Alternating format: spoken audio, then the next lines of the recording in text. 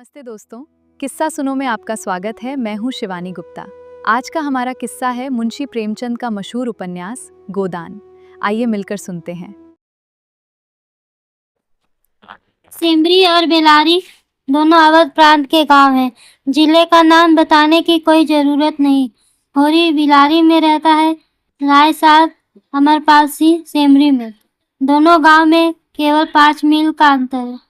पिछले सत्याग्रह संग्राम में राय साहब ने बड़ा यश कमाया था। कौशल की मेंबरी छोड़ घर गांव चले गए थे। तब से उनके इलाके में आसामियों को उनसे बड़ी श्रद्धा हो गई थी। यह नहीं कि उनके इलाके में आसामियों के साथ कोई खास रियायत की जाती है। दान और बिगाड़ की कड़ाई कुछ कम है, मगर यह सारी बदनामी मुख्तारों के सिर जाती थी। राय साहब की कीर्ति पर कोई कलंक न लग सकता था। वह बेचारे तो उसी व्यवस्था के गुलाम थे। जाब्ते का कान तो जैसा होता चला आया है, वैसा ही होगा। राय साहब की संजनता उस पर कोई असर न डाल सकती थी, इसलिए आमदनी और अधिकार में जौ भर की भी कमी न होने पर भी उनका यश मानो बढ़ गया था। आसामियों से वह हंसकर बोल लेते थे, यही क्या कम है, सिंह का काम तो शिकार करना है।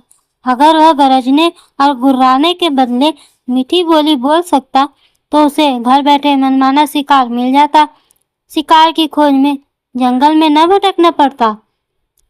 राय साहब राष्ट्रवादी होने पर भी हुक्काम से मेल जोल बनाए रखते थे। उनकी नजरें और डालियां और कर्मचारियों की दस्तूरियां जैसी की तैसी चली आती थी। साहित्य और संगीत के प्रेमी थे, ड्रामा के शौकीन, अच्छे वक्ता थे, अच्छे लेखक, अच्छे निशानेबाज। उनकी पत्नी को मरे आज 10 साल हो चुके थे, मगर दूसरी शादी न की थी। हंस बोलकर अपने विधुर जीवन को बहलाते थे। होरी देवड़ी पर पहुंचा तो देखा जेठ के दशहरे के अवसर पर होने वाले धनुष यज्ञ की बड़ी जोरों से तैयारियां हो रही थी। कहीं रंगमंच बन रहा था, कहीं मंडप, कहीं मेहमानों का आतिथ्य गृह, कहीं दुकानदारों के लिए दुकानें। धूप तेज हो गई थी, पर राय साहब खुद काम में लगे थे। अपने पिता से संपत्ति के साथ साथ उन्होंने राम की भक्ति भी पाई थी और धनुष यज्ञ को नाटक का रूप देकर उसे शिष्ट मनोरंजन का साधन बना दिया था। इस अवसर पर उनके यार दोस्त, हाकिम, हुक्काम सभी निमंत्रित होते थे और 2 दिन 3 दिन इलाके में बड़ी चहल पहल रहती थी। राय साहब का परिवार बहुत विशाल था। कोई 150 सरदार एक साथ भोजन करते थे।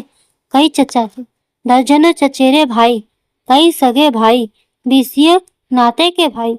एक चचा साहब राधा के अनन्य उपासक थे और बराबर वृंदावन में रहते थे। भक्ति रस के कितने ही कवित्र रच डाले थे और समय समय पर उन्हें छपवा कर दोस्तों की भेंट कर देते थे। एक दूसरे चचा थे जो राम के परम भक्त थे और फारसी भाषा में रामायण का अनुवाद कर रहे थे। रियासत से सबके कसीके बंधे हुए थे, किसी का कोई काम करने की जरूरत न थी। होरी मंडप में खड़ा सोच रहा था कि अपने आने की सूचना कैसे दे कि सहसा राय साहब उधर ही आ निकले और उसे देखते ही बोले, अरे तू आगे होरी, मैं तो तुझे बुलाने वाला था। देख, अब की तुझे राजा जनक का माली बनना पड़ेगा, समझ गया ना। जिस वक्त श्री जानकी जी मंदिर में पूजा करने जाती हैं, उसी वक्त तू एक गुलदस्ता लिए खड़ा रहेगा और जानकी जी को भेंट करेगा। गलती न करना। देख, असामियों से ताकीद करके कह देना कि सबके सब शगुन करने आए, मेरे साथ कोठी में आ, तुझसे कुछ बातें करनी है। वह आगे आगे कोठी की ओर चली, होरी पीछे पीछे चला। वहीं एक घने वृक्ष की छाया में एक कुर्सी पर बैठ गए और होरी को जमीन पर बैठने का इशारा करके बोले, समझ गया मैंने क्या कहा? काकुन को तो जो कुछ करना है वह करेगा ही, लेकिन असामी जितने मन से असामी की बात सुनता है, कारकुन नहीं सुनता। हमें इन्हीं 5-7 दिनों में 20,000 का प्रबंध करना है। कैसे होगा समझ में नहीं आता। तुम सोचते होगे मुझ टके के आदमी से मालिक क्यों अपना दुखड़ा ले बैठे? किससे अपने मन की कहूँ? न जाने क्यों तुम्हारे ऊपर विश्वास होता है। इतना जानता हूँ कि तुम मन में मुझ पर हंसोगे नहीं, और हंसो भी तो तुम्हारी हंसी में बर्दाश्त कर सकूंगा। नहीं सह सकता उनकी हंसी जो अपने बराबर की है, क्योंकि उनकी हंसी में ईर्ष्या, व्यंग और जलन है। और वे क्यों न हंसेंगे? मैं भी तो उनकी दुर्दशा और विपत्ति और पतन पर हंसता हूँ, दिल खोलकर, तालियां बजाकर। संपत्ति सहजता में बैर है। हम भी दान देते हैं, धर्म कर, लेकिन जानते हो क्यों? केवल अपने बराबर वालों को नीचा दिखाने की। हमारा दान और धर्म कोरा अहंकार है, विशुद्ध अहंकार। हम में से किसी पर डिग्री हो जाए, कुर्की आ जाए, बकाया मालगुजारी की इल्लत में हवालात हो जाए, किसी का जवान बेटा मर जाए, किसी की विधवा बहू निकल जाए, किसी के घर में आग लग जाए, कोई वेश्या के हाथों उल्लू बन जाए या अपने असामियों के हाथों पीट जाए, तो उसके और सभी भाई उस पर हंसेंगे, मंगले बजाएंगे, मानो सारे संसार की संपदा मिल गई है। और मिलेंगे तो इतने प्रेम से, जैसे हमारे पसीने की जगह खून बहाने को तैयार है। अरे और तो और, हमारे चचेरे, फुफेरे, ममेरे, मौसेरे भाई जो इसी रियासत की बदौलत मौज उड़ा रहे हैं, कविता कर रहे हैं और जुए खेल रहे हैं, शराब पी रहे हैं और अय्याशी कर रहे हैं, वह भी मुझसे जलते हैं। आज मर जाऊं तो घी के चिराग जलाएंगे। मेरे दुख को दुख समझने वाला कोई नहीं। उनकी नजरों में मुझे दुखी होने का कोई अधिकार ही नहीं। मैं अगर होता हूँ तो दुख की हंसी उड़ाता हूँ। अगर मैं बीमार होता हूँ तो मुझे सुख होता है। मैं अगर अपना ब्याह करके घर में कलह नहीं बढ़ाता तो यह मेरी नीच स्वार्थ पड़ता है। अगर ब्याह कर लूँ तो वह विलास सांधता होगी। अगर शराब नहीं पीता तो मेरी कंजूसी है। शराब पीने लगूं तो वह प्रजा का रक्त होगा। अगर अय्याशी नहीं करता तो आशिक हूँ। अय्याशी करने लगूं तो फिर क्या ही कहना। कहना ही क्या, इन लोगों ने मुझे भोग विलास में फंसाने के लिए कम चाले नहीं चले और अब तक चलते हैं। इनकी यह इच्छा है कि मैं अंधा हो जाऊं और ये लोग मुझे लूट लें। और मेरा धर्म यह है कि सब कुछ देख कर भी कुछ न देखूं, सब कुछ जान कर भी गधा बना रहूं। राय साहब ने गाड़ी को आगे बढ़ाने के लिए 2 बीड़े पान खाए और होरी के मुंह की ओर ताकने लगे, जैसे उसके मनोभाव को पढ़ना चाहते। होरी ने साहस बटोर कर कहा, हम समझते थे कि ऐसी बातें हम ही लोगों में होती, पर जान पड़ता है बड़े आदमियों में भी उनकी कमी नहीं है। राय साहब ने मुंह पान ने भर कर कहा, तुम हमें बड़ा आदमी समझते हो? हमारे नाम बड़े हैं पर दर्शन थोड़े। गरीबों में अगर ईर्ष्या या बैर है तो स्वार्थ के लिए या पेट के लिए। ऐसी ईर्ष्या और बैर को मैं क्षम्य समझता हूँ। हमारे मुंह की रोटी कोई छीन ले तो उसके गले में उंगली डाल कर निकालना हमारा धर्म हो जाता है। अगर हम धर्म छोड़ दें तो देवता है। बड़े आदमियों की ईर्ष्या और बैर केवल आनंद के लिए। हम इतने बड़े आदमी हो गए हैं कि हमें नीचता और कुटिलता में ही निस्वार्थ और परम आनंद मिलता है। हम देवतापन के उस दर्जे पर पहुंच गए हैं जब हमें दूसरों के रोने पर हंसी आती है। इसे तुम छोटी साधना मत समझो। जब इतना बड़ा कुटुंब है तो कोई न कोई तो हमेशा बीमार रहेगा ही, और बड़े आदमियों के रोग भी बड़े होते हैं। वह बड़ा आदमी ही क्या जिसे कोई छोटा रोग हो। मामूली ज्वर भी आ जाए तो हमें सरसाम की दवा दी जाती है। मामूली फुंसी भी निकल जाए तो वह जहरबाद बन जाती है। और छोटे सर्जन और मझोले सर्जन और बड़े सर्जन तार से बुलाए जा रहे। मसीमुल को लाने के लिए दिल्ली आदमी भेजा जा रहा है। भिषगाचार्य को लाने के लिए कलकत्ता। उधर देवालय में दुर्गा पाठ हो रहा है और ज्योतिषाचार्य कुंडली का विचार कर रहे हैं और तंत्र के आचार्य अपने अनुष्ठान में लगे हुए। राजा साहब को यमराज के मुंह से निकालने के लिए दौड़ लगी हुई। वैद्य और डॉक्टर इस ताक में रहते हैं कि कब इनके सिर में दर्द हो और कब उनके घर में सोने की वर्षा हो और ये रुपए तुमसे और तुम्हारे भाइयों से वसूल किए जाते। भाले की नोक पर। मुझे तो यही आश्चर्य होता है कि क्यों तुम्हारी आहों का दावानल हमें भस्म नहीं कर डालता। मगर नहीं, आश्चर्य करने की कोई बात नहीं।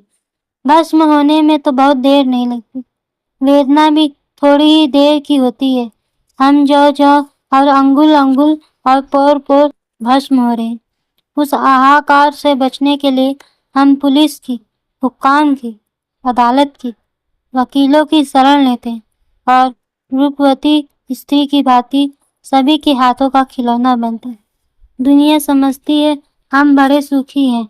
हमारे पास इलाके, महल, सवारियां, नौकर, चाकर, कर्ज, वेश्याएं क्या नहीं है। लेकिन जिसकी आत्मा में बल नहीं, अभिमान नहीं, वह और चाहे कुछ हो, आदमी नहीं।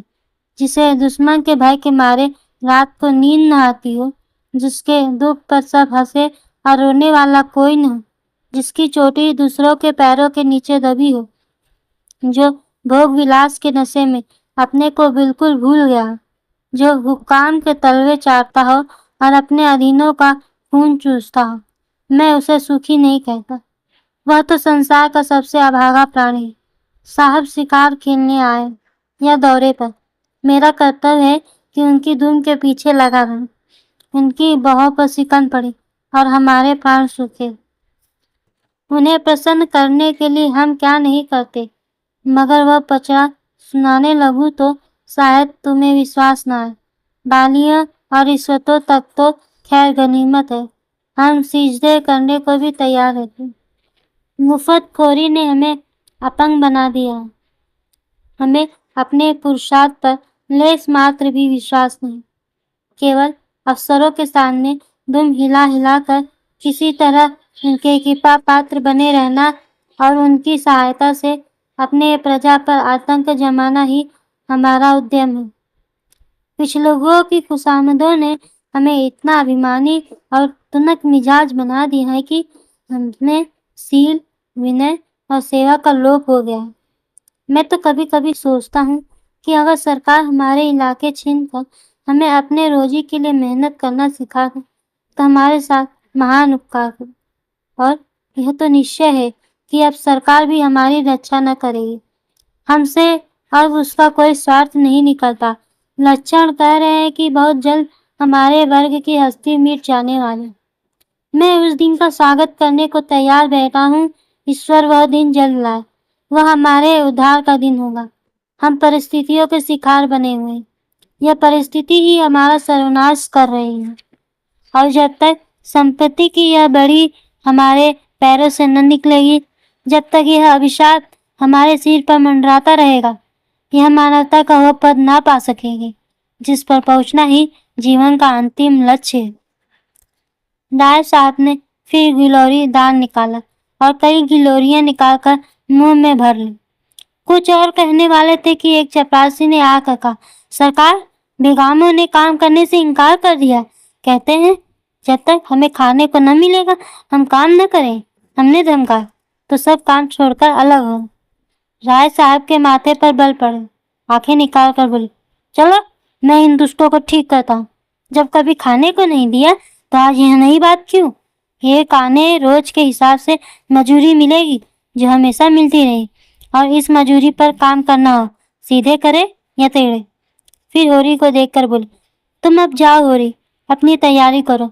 जो बात मैंने कही है उसका ख्याल रखना। तुम्हारे घाव से मुझे कम से कम 500 की आशा है। राय साहब जलाते हुए चले गए। होरी ने मन में सोचा, अभी यह कैसी कैसी नीति और धर्म की बातें करत और एकाएक इतने गर्म हो गए। सूर्य सिर पर आ गया था। उसके तेज से अभिभूत होकर वृक्ष ने अपना पसार समेट लिया था। आकाश पर मटियाली गर्द छाई हुई थी और सामने की पृथ्वी कांपती हुई जान पड़ती थी। होरी ने अपना डंडा उठाया और घर चला। शगुन के रुपए कहाँ से आएंगे, यही चिंता उसके सिर पर सवार थी। आज के वीडियो में बस इतना ही। आगे की कहानी सुनने के लिए कमेंट करें और वीडियो को लाइक करें और चैनल को सब्सक्राइब